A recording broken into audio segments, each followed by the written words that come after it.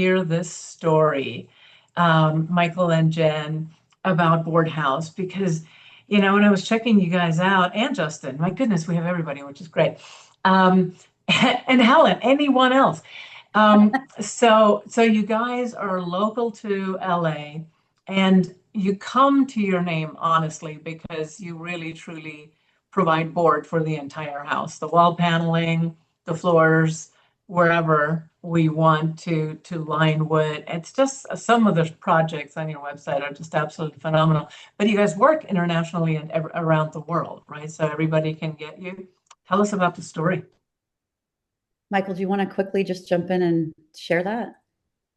Sure. So Boardhouse, it started a long time ago when I was growing up as a young kid. I was always into playing with materials, wood, and building stuff. And I actually never thought I'd be in the business I'm in now. I just naturally progressed into this through just constantly building things for people. The growth just kept taking off, and it just migrated into different aspects of the woodworking trades.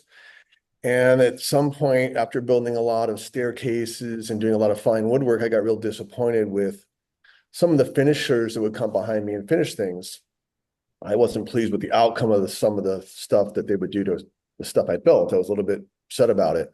So I started doing some of the finishing work, taking on the flooring, and it just kind of progressed from there to where we are now in terms of just total control over the entire project itself, from the forest to basically to our place where we build stuff to the customer's house. And it's what we all dream of, is to control the whole project, literally from tree to finished a urethane or whatever the coating might be that we end up with, but incredibly difficult to logistically handle that if you guys are not working in a very local market only. How do you guys do that if there is a client across the country? How do you execute that? Well, we do have partners across the country that work in the various cities, but a lot of the stuff that we do here, we just fabricate up here, and we what we do have the partners we work with will help out in terms of going to the various clients that we can't reach and help sample with us, and we'll work behind the scenes to get them the equipment or the materials that they need, to put together a sample for them and a concept that they can deliver and work with us as a partner, as a team. Brilliant. It's really smart. As designers and homeowners, we'd love to have a fully integrated product more often than not. We just rarely have somebody taking on that huge responsibility. Where do you guys work? Do you really work throughout North America? Do you work beyond our borders? Well, we manufacture here in Los Angeles, and our clientele is all across the country, and some of it's outside the country. Our partners that we work really close with, that we have good relationships with, are in Palm Beach, New York, Chicago, Nantucket, and Dallas. And then, of course, we're here in LA when we service the mountain areas, Colorado. And are these residential or Mostly hospitality? residential. Where are you at? Mostly residential, but we do some boutique hotels. That does happen at times. We do some commercial. We just finished the Waldorf in New York City about last year. So we have a bunch of product in the entry areas and some of the governor's suites. We are a fine wood company where we are seamless solutions with flooring, stairs, beams, and paneling. Michael Duco, who you guys all spoke to earlier, is the founder and principal. We also have Justin Duco here on the phone, who runs sales and operations. You've got a QR code on here, and if you want to find us on Instagram, it's at Boardhouse Wood. You guys can look us up there for more projects and whatnot. But I think what I wanted to do is that, and also Helen's on here, and she is someone from the team who specifically deals with a lot of our clients and has is a design consultant is her title. And she works with a lot of you designers here on the call as well as any architects or builders or whatnot, or anyone we're interfacing with here in the US or internationally. So rather than me running through sort of every detail of what we do, we kind of thought we'd turn this a little bit on its head and, really ask you guys a question, because I think it's a question that probably resonates with most of the people here on the phone. It's, it's something that you deal with every day. And I think as designers, you're constantly sourcing the best wood, the best marble, the best finishes for your clients. But when you specify something, and this sort of goes to a little bit what Veronica was asking Mike earlier on the call, let's say for argument's sake, French oak, and you're not really sure necessarily what you're getting when you're getting your final product. And so the question that we want you guys to each ask yourself as you're getting any, and this is just sort of a theoretical question in general, is that, do you know if you have French oak, or do you know if you just have wood? And do you know where that wood is coming from? And we're not sure if you really know where it's coming from. That's a lot of feedback that we're getting from a lot of the interior designers or architects or even builders that we're working with on a daily basis. And so here's what we think that everyone sort of needs to know in this process about wood in general, is that your typical wood supply chain, it starts with you, the designer, and you reach out to your contractor, wood installer, who you typically have on, I'm sure on speed dial. And when you reach out to that contractor, after you reach out to them, they typically reach out to a supply house or broker. And that someone that is locally in your region or town or city, wherever you are.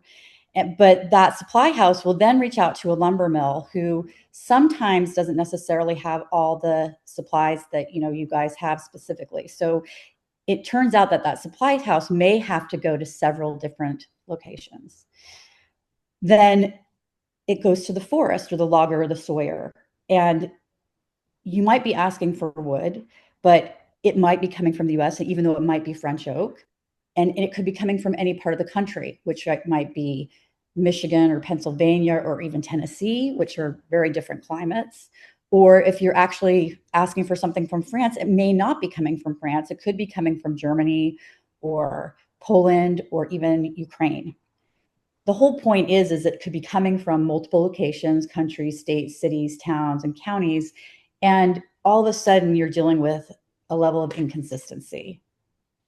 And your typical wood supply chain brings inconsistent floors or panels or, ceilings, beams, whatever you're working with, in color, grain, and appearance. And if you're not looking for those specific inconsistencies, some people like that look, then all of a sudden you realize, wow, there could be a problem with what I'm sourcing. And we get that feedback a lot from a lot of the folks that we work with. And so in general, we just want to sort of plant a seed, no pun intended, about, where are you getting your wood and where are you getting your products? And I think what Mike and Justin have done is they have, and Mike mentioned this at the beginning, is that we have from the forest floor to the finished floor. That's something that Justin likes to say a lot, but Boardhouse has a simplified supply chain.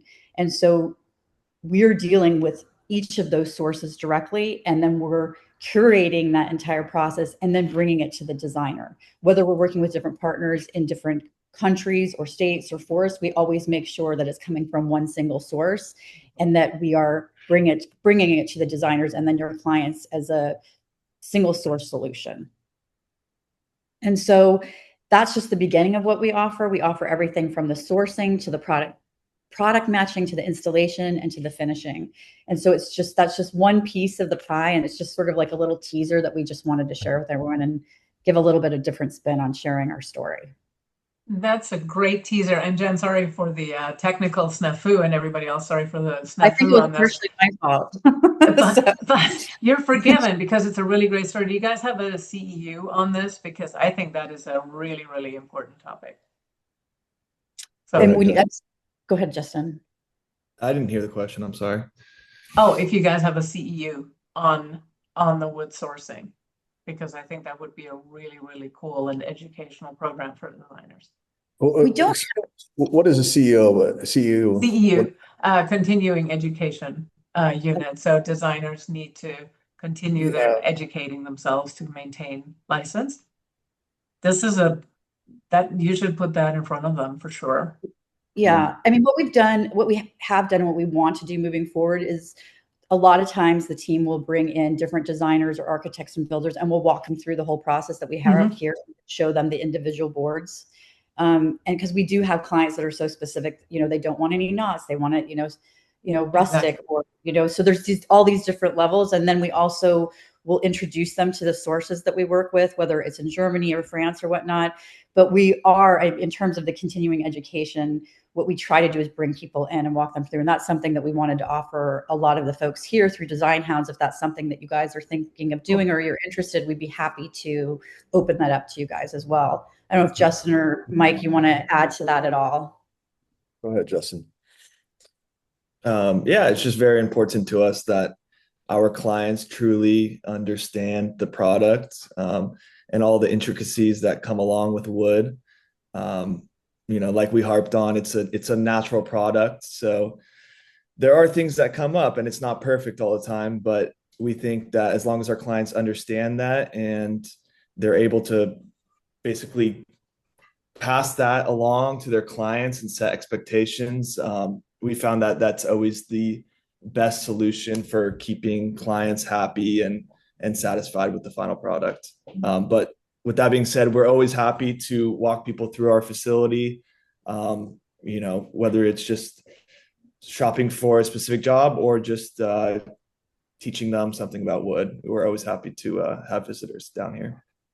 Well, this is really helpful. Thank you so much. And besides, it's incredibly beautiful.